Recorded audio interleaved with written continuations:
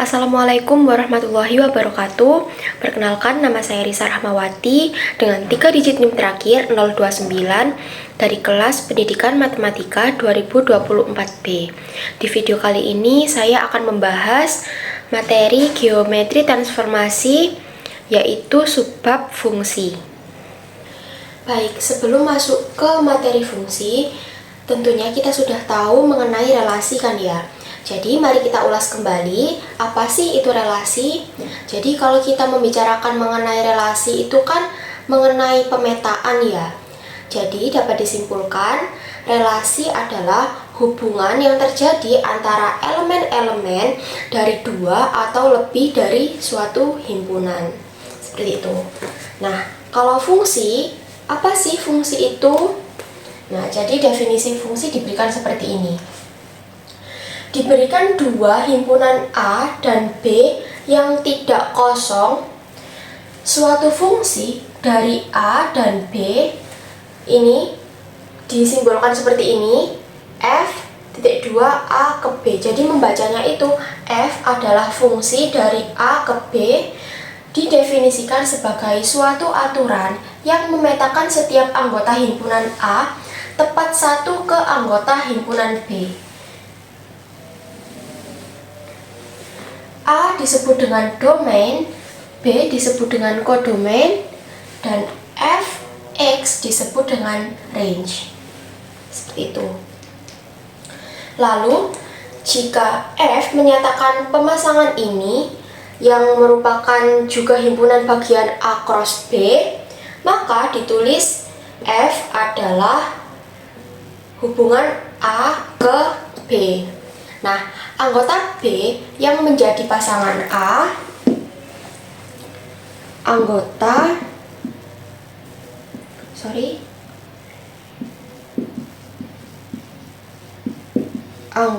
B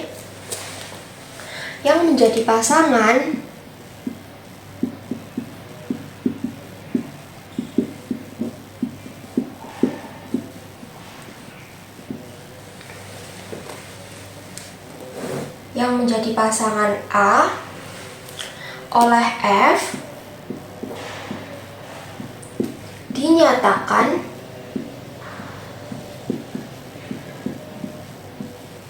dengan B sama dengan FA. Nah, yang berarti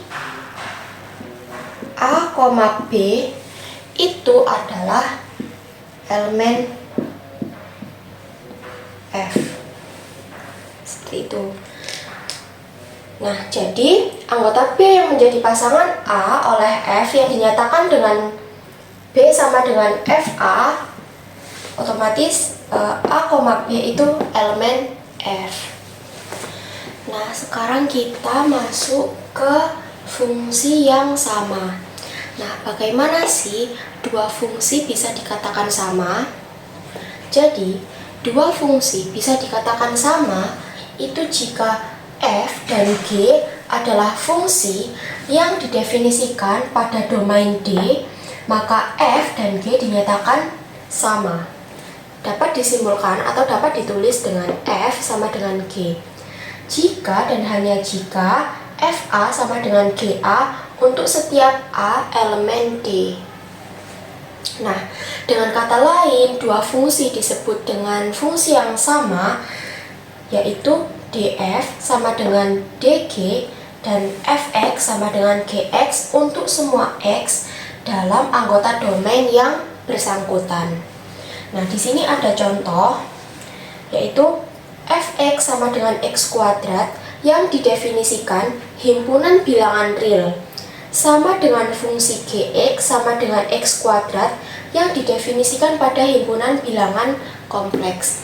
Nah, apakah fungsi Fx dan Gx ini sama? Jawabannya itu Fx itu tidak sama dengan Gx. Mengapa? Karena domain dari kedua fungsi tersebut itu tidak sama. Yang Fx itu himpunan bilangan real, Sedangkan yang Gx itu didefinisikan pada himpunan bilangan kompleks. Sehingga kesimpulannya Fx itu tidak sama dengan Gx. Oke, lanjut ya teman-teman. Nah, sebelumnya kita kan sudah mengenal apa itu macam-macam fungsi. Ada fungsi linier, fungsi kuadrat, fungsi konstan, dan lain sebagainya. Nah, sebelum beranjak ke materi geometri transformasi lebih jauh lagi, perlu kita ketahui bahwa ada jenis-jenis fungsi dasar yang harus kita ketahui. Yang pertama ada fungsi onto atau fungsi surjektif. Nah, kapan sih suatu fungsi tersebut dapat dikatakan fungsi onto atau fungsi surjektif? Jadi, suatu fungsi dari himpunan A ke himpunan B dikatakan fungsi onto atau surjektif jika dan hanya jika range F sama dengan B atau FA sama dengan B. Nah, contohnya di sini ada A itu anggotanya 1, 2, 3, 4 dan B itu sama dengan himpunan yang anggotanya 5, 6, 7, di mana A dan B itu didefinisikan dengan F adalah fungsi dari A ke B. Nah, di mana F1 sama dengan 5, F2 sama dengan 7, F3 sama dengan 5, dan F4 sama dengan 6. Nah, pertanyaannya, apakah F merupakan fungsi onto? Jawabannya ya, karena untuk setiap anggota himpunan A itu berlaku FA sama dengan B. Oleh karena itu, A dan B termasuk fungsi onto atau fungsi surjektif. Lanjut, yang kedua ada fungsi satu-satu atau injektif. Nah, kapan sih suatu fungsi itu dikatakan fungsi satu-satu atau injektif? Jadi, fungsi F disebut fungsi satu-satu jika dan hanya jika tidak ada anggota berbeda di A mempunyai bayangan yang sama. Atau fungsi F yang memetakan A ke B jika dan hanya jika FA sama dengan FA aksen, maka A sama dengan A aksen. Nah, pernyataan ini itu akan ekivalen dengan jika A tidak sama dengan A aksen, maka FA itu tidak sama dengan FA aksen. Nah, sebagai contoh, di sini ada fungsi G, di mana fungsi G adalah memetakan A ke A aksen. Nah, di sini kan A ke B, B ke C, C ke B. Nah, pertanyaannya, apakah fungsi G merupakan fungsi satu-satu atau fungsi injektif? Jawabannya itu bukan.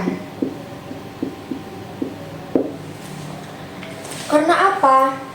Karena di sini itu A itu kan dipetakan ke B dan C itu juga dipetakan ke B.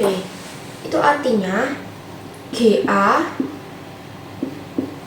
itu sama dengan CA